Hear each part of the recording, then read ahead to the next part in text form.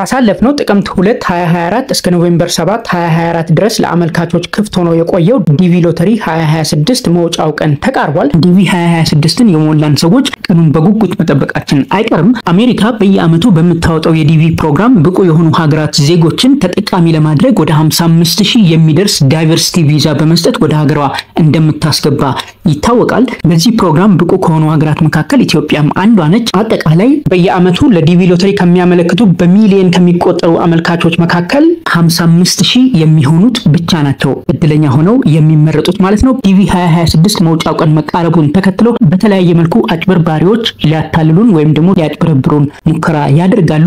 ከአሜሪካ ኤምባሲ ነው እንደውለው ይህንን መልእክት የምንልከው በሚል በኢሜይል፣ በቴክስት፣ በስልክ በመደወል በተለያየ መልኩ ዲቪ አሸናፊ እንደሆነና የተለያዩ ነገሮችን እንድናከናውን ጥያቄ ሊያቀርቡልን ይችላሉ። ስለዚህ ይሄንን መጠንቀቅ እንዳለብን ነው የአሜሪካ ኤምባሲም በተለያየ መልኩ ከዚህ በፊትም በነበረው ጊዜ ሲገልጽ የነበረው። ስለዚህ ይሄንን መጠንቀቅ ይኖርብናል ማለት ነው። የአሜሪካ ኤምባሲ በዌብሳይቱ ላይ ባሰፈረው መረጃ የዲቪ ፕሮግራም እድለኛ መሆናችንን የሚያሳይ ምንም አይነት መልእክት በኢሜይልም ይሁን በሌሎች መንገዶች እንደማይልክ አስታውቋል። ስለዚህ እኛም መጠንቀቅ ይኖርብናል ማለት ነው። በምንም መልኩ የዲቪ ፕሮግራም እድለኛ መሆናችን ተደውሎ አይነገረንም፣ በኢሜይል አይነገረንም፣ በቴክስት አይላክልንም። ስለዚህ ውጤታችንን ለማወቅ ብቸኛው መንገድ dvprogram.state.gov የሚባለው ድረገጽ ላይ ገብተን በማረጋገጫ ቁጥራችን ወይም ደግሞ በኮንፊርሜሽን ነምበራችን ማየት ነው። ከዚህ ውጪ ምንም አይነት ሌላ አማራጭ እንደሌለ እንዲሁ ለማወቅ ተችሏል ማለት ነው። የማረጋገጫ ቁጥራችን ወይም ደግሞ ኮንፊርሜሽን ነምበራችን ያኔ ለዲቪ 2026 ስንመዘገብ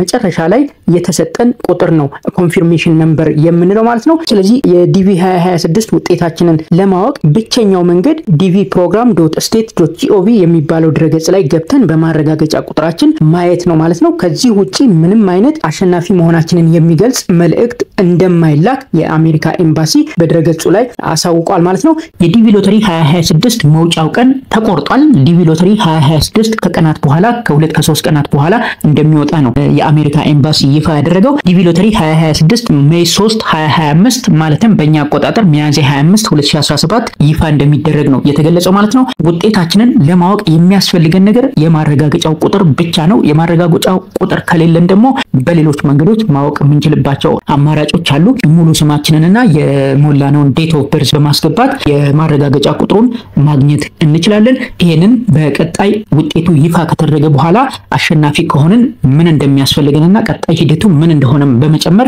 ውጤቱ ይፋ እንደተደረገ ወዲያውኑ የምናቀርብላችሁ ይሆናል። ፕራክቲካሊ በምን መልኩ ውጤታችንን ማየት እንደምንችል በስልክም በኮምፒውተርም በምን መልኩ ማየት እንደምንችል እናዘጋጅላችኋለን። ለጊዜው ግን ይህ መረጃ ይጠቅማችኋል ብለን እናስባለን። እንደወደዳችሁትም ተስፋ እናደርጋለን። ቻናላችንን ላይክ እና ሰብስክራይብ በማድረግ እንደዚህ አይነት ጠቃሚ መረጃዎችን፣ ወቅታዊ መረጃዎችን ታገኛላችሁ። እንግዲህ ከወዲሁ ለሁላችሁም መልካም እድል እንላለን። እናመሰግናለን።